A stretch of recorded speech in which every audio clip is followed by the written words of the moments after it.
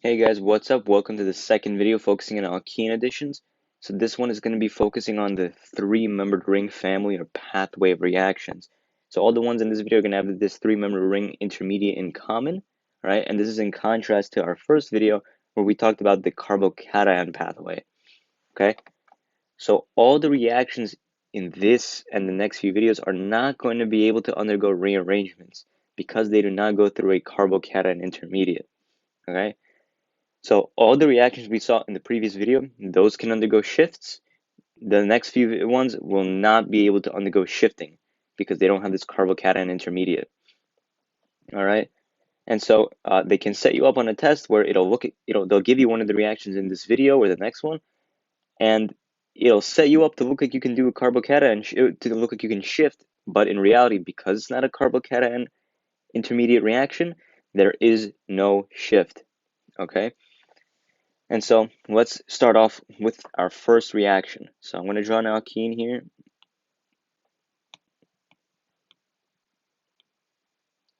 So I gave you guys a ring in this case. The reason I made it a ring instead of a chain is simply because I want to get you guys used to the fact that you're not always going to see alkenes like you're used to, where there's straight carbon chains. All right.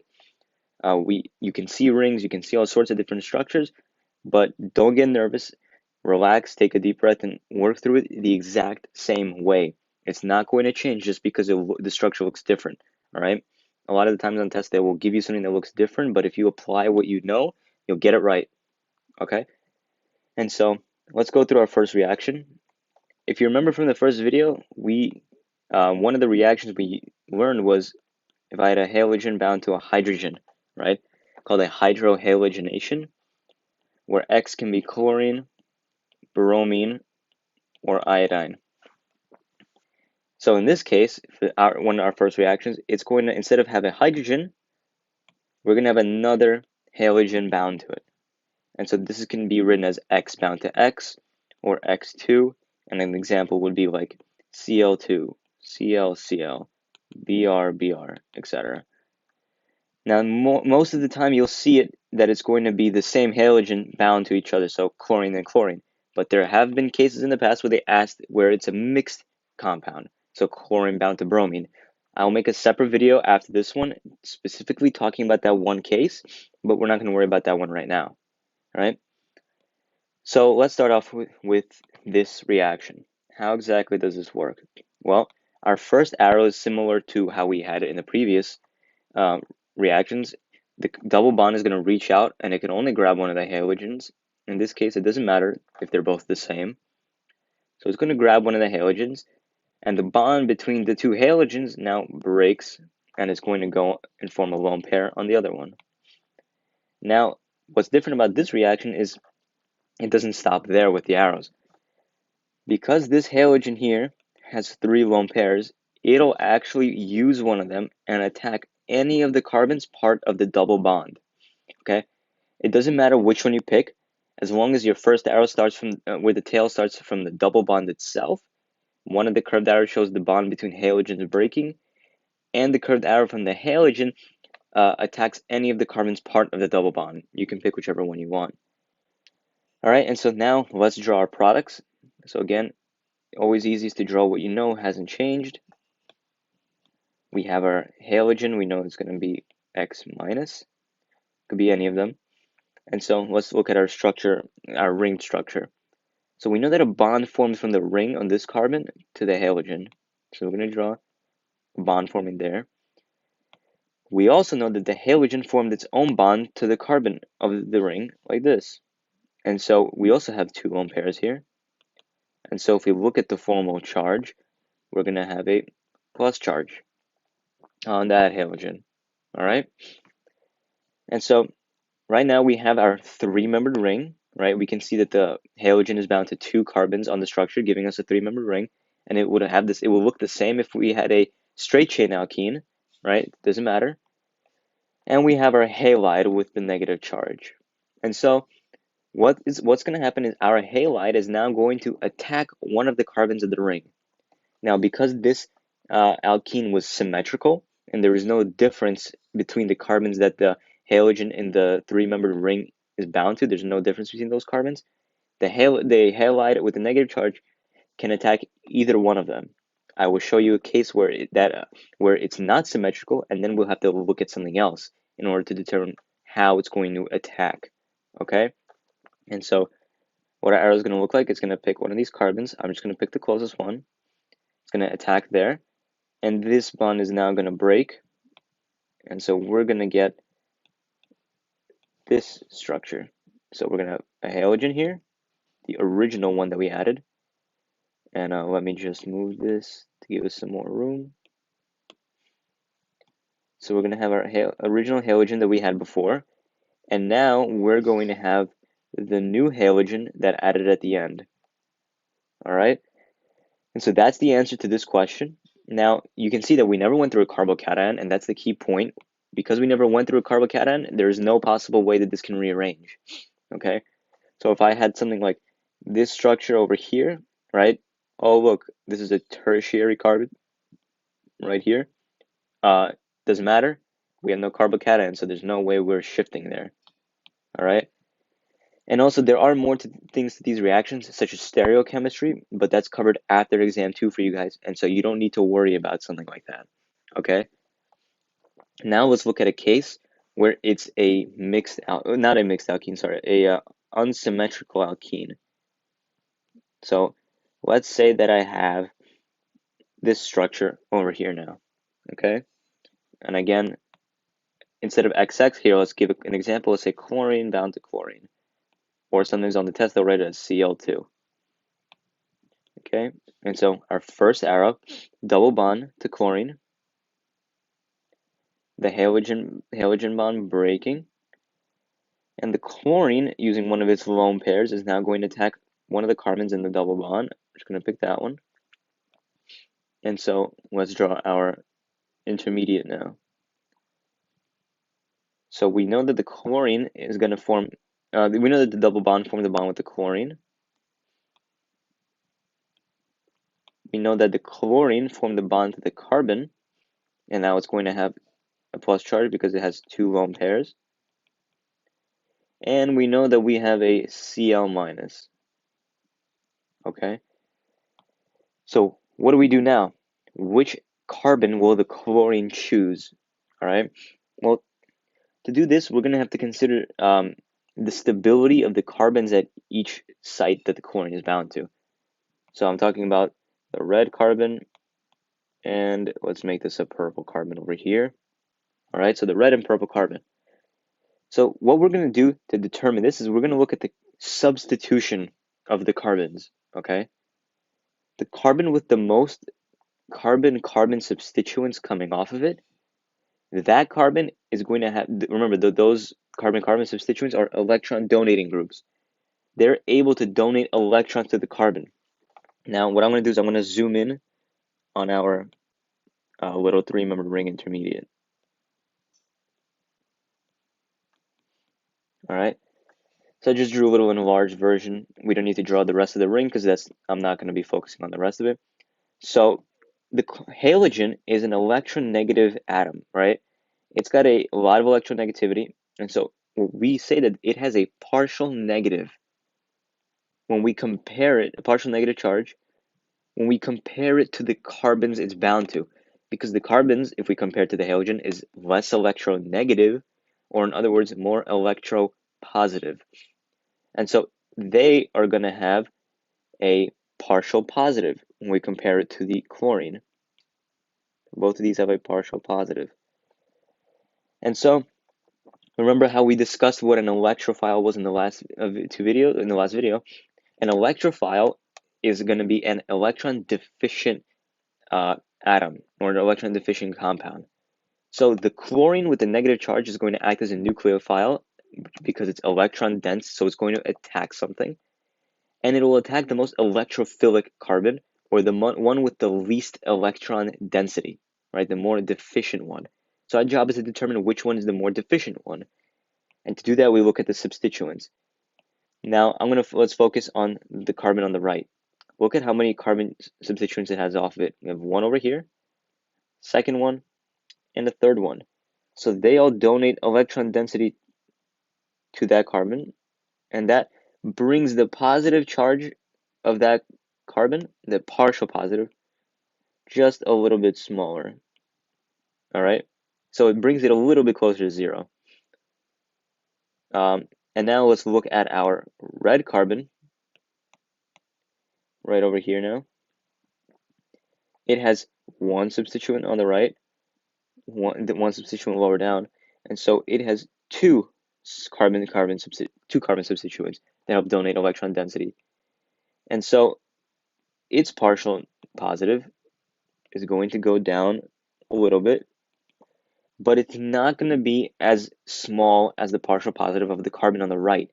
And so the carbon on the right is going to be more stable than the carbon on the left, okay? And so what's going to happen is the structure of the three-membered ring intermediate actually changes. It's not the symmetrical structure. It's really going to look like this. The chlorine is going to orient itself to be closer to the more unstable carbon, right? To better help stabilize it, because it has those lone pairs, and it can donate electron density to help stabilize that partial positive. And so it helps donate electron density in this direction and stabilize it. So you see how the ring structure actually is angled, all right? And so that means that this carbon right over here is wide open to getting attacked because the chlorine is essentially kind of shifting itself away. And so that means that the chlorine, the halogen, will attack the more substituted carbon. So it's going to attack over here. Then this bond is going to break, and our structure, or our final answer, is going to look like this.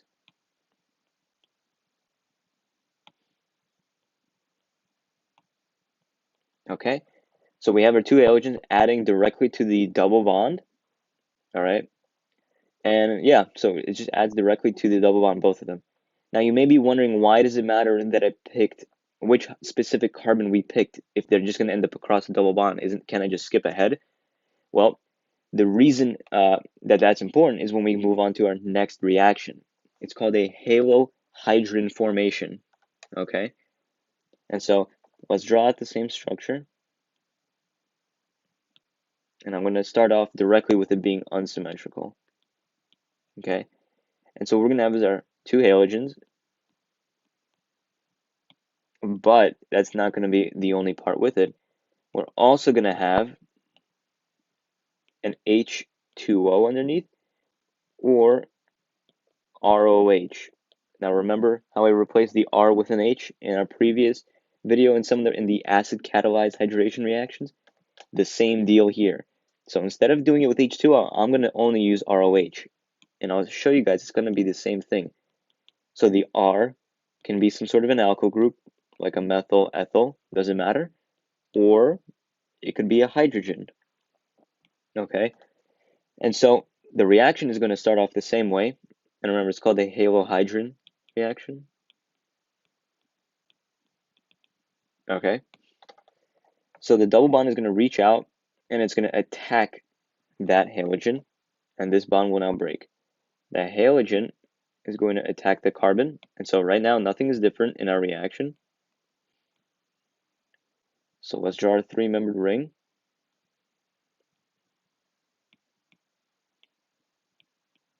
Okay, and we have our positive charge. And I forgot here the chlorine would have a positive charge, sorry about that. And so we have our positive charge halogen. Now we also have our halide over here with a negative charge. But remember, what's under the arrow is actually the solvent, so there's a lot more of it. So that means our ROH is almost everywhere when we're compared to our little halide. So it can get to that electrophilic carbon much quicker, okay, than that halide can. And so it's going to be what reacts in this case. And so let's not forget what we learned here. Our halogen in the ring will lean towards the carbon that is more electrophilic to help stabilize it. So it leans towards the less substituted carbon, which is this carbon in red. So that means that it leaves this, let's do it in green, this green carbon over here, the more substituted one, wide open to an electrophilic attack. sorry, not an electrophilic attack, a nucleophilic attack. And so we're going to draw at the curved arrow. Remember, we have 2 electrons on the oxygen. And so it's going to come in and it's going to attack this more substituted carbon. This bond breaks. Now, when we draw our final structure, we have our halogen bound to the least substituted carbon. And we have our little ROH group bound to the more substituted carbon. Now we're stuck at a place where we have a positive charge. And the way we just fix that is another one of these solvent molecules comes in and it's got its lone pair. And it'll just take one of these hydrogens and that bond breaks. And so our final answer is going to be this structure here, halogen and our OR group. Sometimes you'll just see it without the bond and it'll be written like OR. Now, what happens if I put an H2O there instead? All right, so I said the R can equal alkyl or H. Well, all it's going to be is we're going to have instead of ROH, we'll just have H2O. Or if it helps you to visualize how I just swap the R for an H, HOH. Then this is we change this R to an H, right? And then we have 2 hydrogens, any one of which can be deprotonated. It doesn't matter which one. And in the end, we're just going to have a hydrogen here. So you can see that we simplified 2 reactions down to 1 just by changing the R to an H. This is a good trick if you're making your index card. You can write it with ROH and just make a side note, R can equal an alkyl group or an H. And so if R, like let's say, was a methyl group, then we'd have this structure here. And we're never going to target the alkyl groups to get, instead of a hydrogen to deprotonate. That is very unfavorable. It will never happen.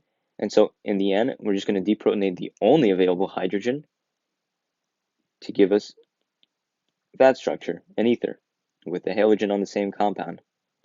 Oh, and I forgot the methyl group here. There we go. Okay.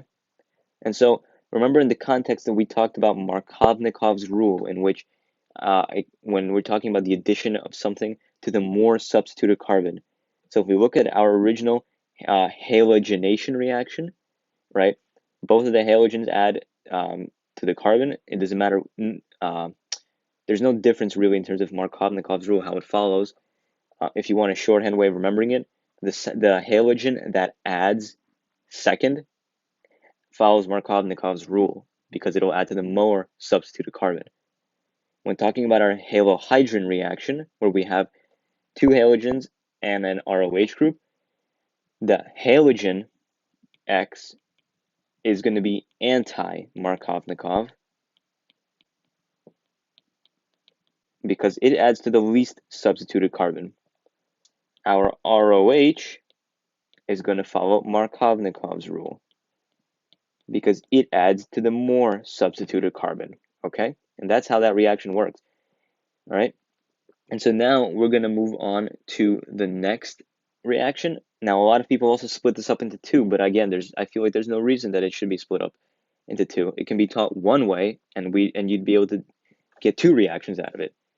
And it's going to be called an oxymercuration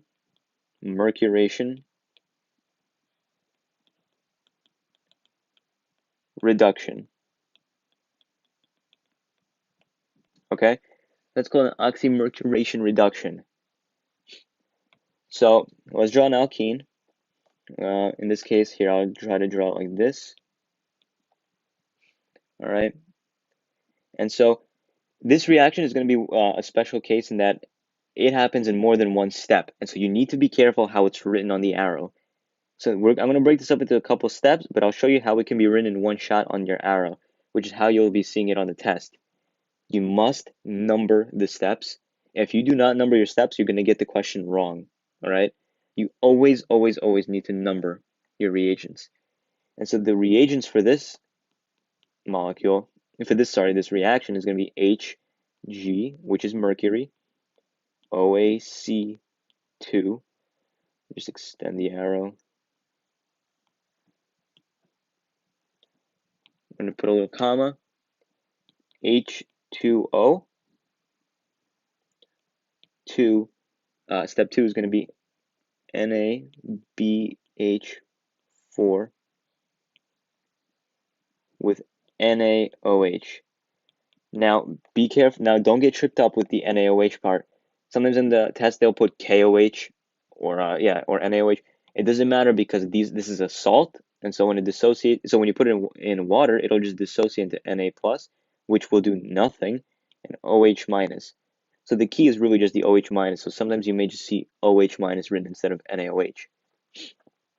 Okay, and so what a lot of the way that I'm going to simplify this reaction is, again, instead of H2O, I'm going to write ROH, where R can equal an alkyl group or a hydrogen, okay? And also I'm going to just change the color of NaBH4 over here. Just going to make it purple, and you'll see why.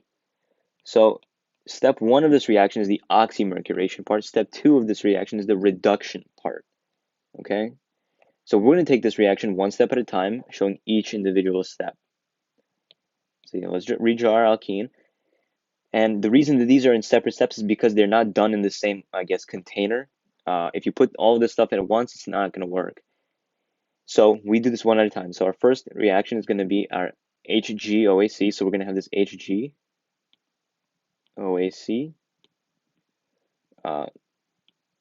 Actually, OAC. Okay. And so what's going to happen is the double bond attacks that Hg. And the Hg is going to attack one of the carbons of the double bond. Again, same way we did the Halohydrin reaction and the halogenation reaction. And so let's draw our, and also one of these OACs is going to get kicked off, okay? And so let's draw our intermediate. So we're going to have an Hg right here, which has a part of a 3-membered ring. It still has an OAC part of it, and that Hg has a positive charge, okay? And so and so that's our intermediate, okay? And we also have an OAC minus over here. So we have an OAC minus, but remember that this ROH is the solvent is the reaction in this, oh my god, it's the solvent that the reaction is in. So our ROH is everywhere. And so it can get to our intermediate much faster than the OAC can, okay? So we're going to be really reacting with the ROH. And so that could either be H2O, or it could have, the R could be some sort of methyl group, doesn't matter. And so in this case, the reaction works the same exact way as we learned up here. The ROH group is going to attack our more substituted carbon, okay? So we have, let's see, our ROH, and it attacks the more substituted carbon for the same reason we learned above when dealing with our 3-member ring intermediate. So it's going to attack this carbon and break that bond. And so now we're going to have this structure here. We have an O, H, and our R with a positive charge. And we have our Hg bound to OAC. Okay? And so what happens now? We first need to finish the deprotonation. And so another one of our ROH groups comes in, and it's going to just take off that hydrogen.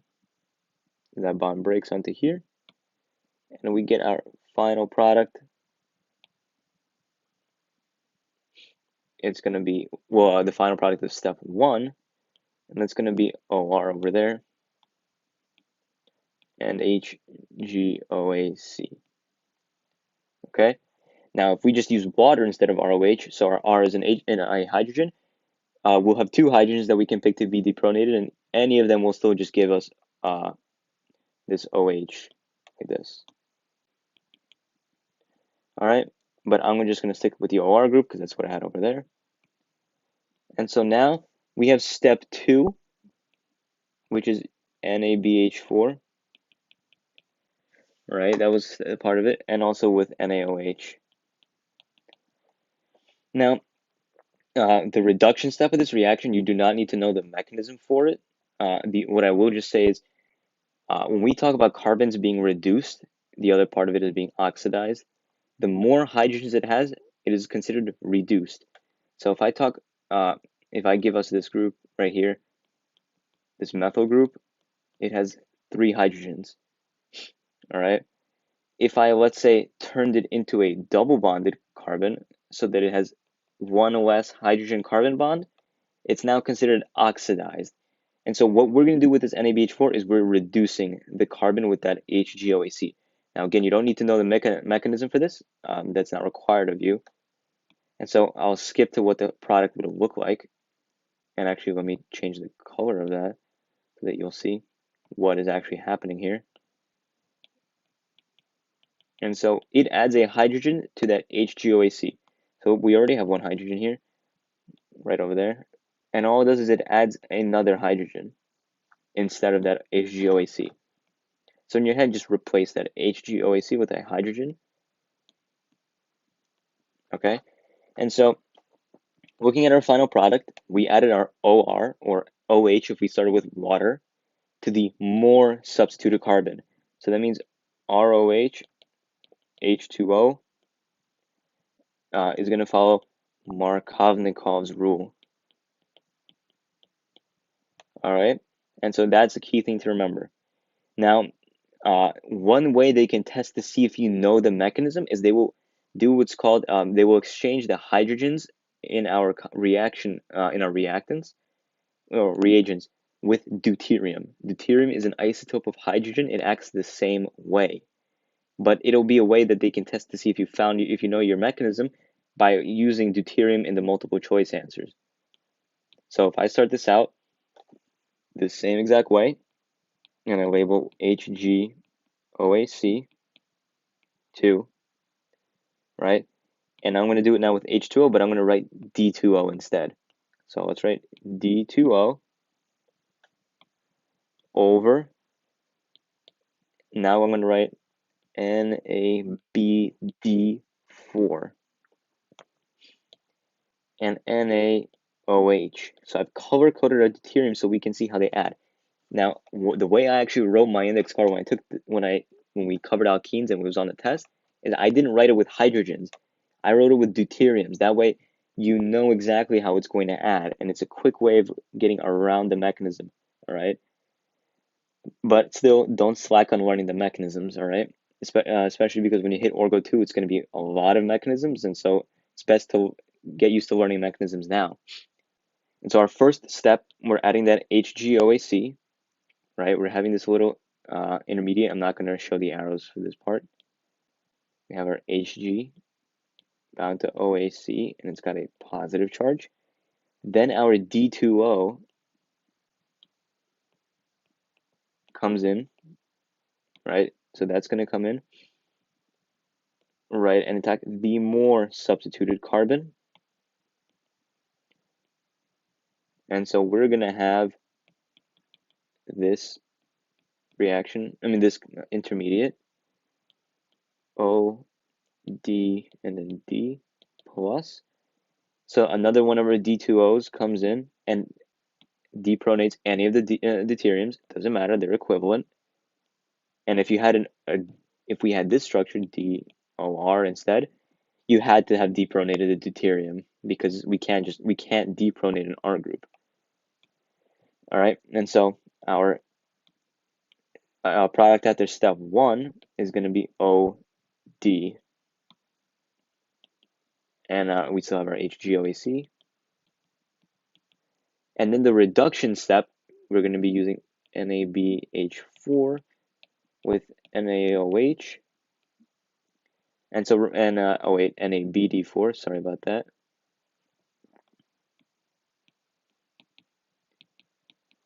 And so remember how I said it, all we do is take the hydrogen, or the deuterium in this case, from the NaBD4, and we replace it with the HGOAC, okay?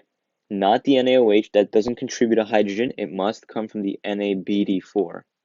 So we still have our OD molecule over here. and we have a new hydrogen being added here. Right, we also had a hydrogen originally here, so we're just adding it instead of that NABD4. Oh wait, and that's a deuterium. All right, but you can see what compound adds what in what places. Our H2O or D2O always adds to the more substituted. The NABD4 adds to the deuterium, or the hydrogen adds to the least substituted carbon. And so people split this up into two reactions, one in which the instead of ROH it's H2O, and that's called an oxymercuration. If we had an R group where the R group is some sort of alkyl chain, it's going to be an alkoxymercuration. So if I had this and I used and I used H2O, I'm just going to write that part instead of the whole compound, the whole reactants. We're just going to have OH added. If I had, let's say, H3COH, we're going to have OCH3 as our answer. And let me just clean that up. Okay, and that's how we do that reaction. And so in the next video, I'm going to be covering quickly what happens when we have a mixed halogenation reaction. And then after that, we're going to cover the last alkene reaction family you'll need to know for this exam. All right, and if something here didn't make sense, please feel free to email me or speak to a TA at CLC. They'll be happy to help you guys. And I will see you in the next video.